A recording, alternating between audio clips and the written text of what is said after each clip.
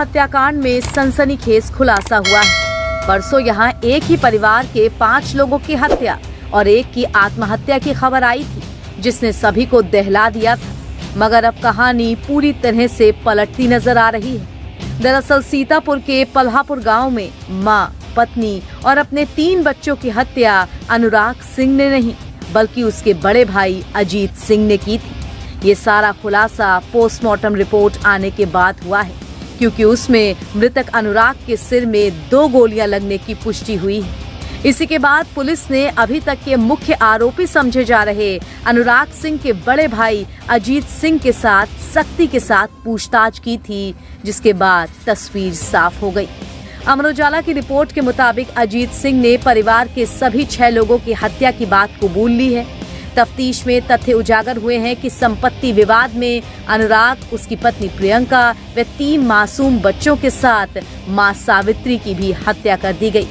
पहले पुलिस ने अजीत और अन्य परिजनों के हवाले से बताया था कि शनिवार तड़के परिवार के 5 लोगों की हत्या कर अनुराग ने खुदकुशी कर ली थी। सीतापुर हत्याकांड में पोस्टमार्टम रिपोर्ट आने के बाद ये मामला दूसरी दिशा में मुड़ चुका है।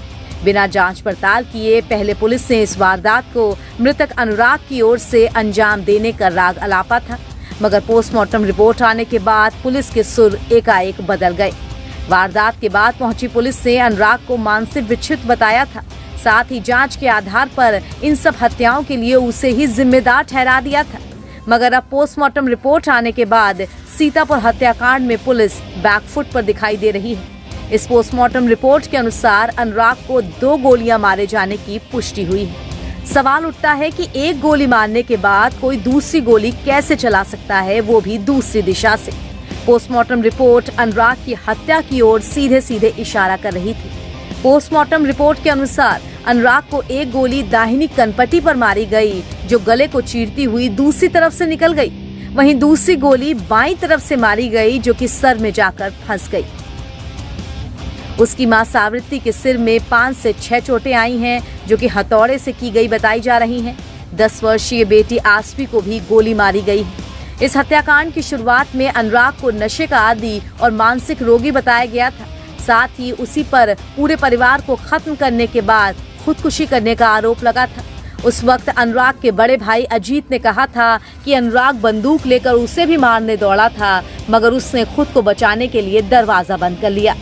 अब पोस्टमार्टम रिपोर्ट के बाद नई थ्योरी के मुताबिक पुलिस का कहना है कि अजीत ने माना है कि उसने पहले अनुराग को मारा, उसके बाद मां और फिर अनुराग की पत्नी प्रियंका को गोली मारी। इस बीच बड़ी बेटी के जगने पर उसे भी गोली मार दी। पुलिस ने मृतक अनुराग के ताऊ, बड़े भाई अजीत, उसकी पत्नी और 2 नौकरों को हिरासत में लेकर पूछताछ की थी। कुछ देर बाद अजीत टूट गया और उसने सच बयां कर दिया। सीतापुर के एसपी चक्रेश मिश्रा ने बताया है कि पोस्टमार्टम रिपोर्ट आने के बाद अब नए सिरे से जांच शुरू की जा रही है। हंगामा टाइम्स की तमाम खबरों को देखने के लिए हंगामा टाइम्स को सब्सक्राइब कर लीजिए और बेल आइकन दबा लीजिए। अगर आपको ये वीडियो अच्छा लगा हो तो लाइक बटन प्रेस कर अपनी प्रतिक्रिया हमारे कमेंट बॉक्स में देना मत भूलें।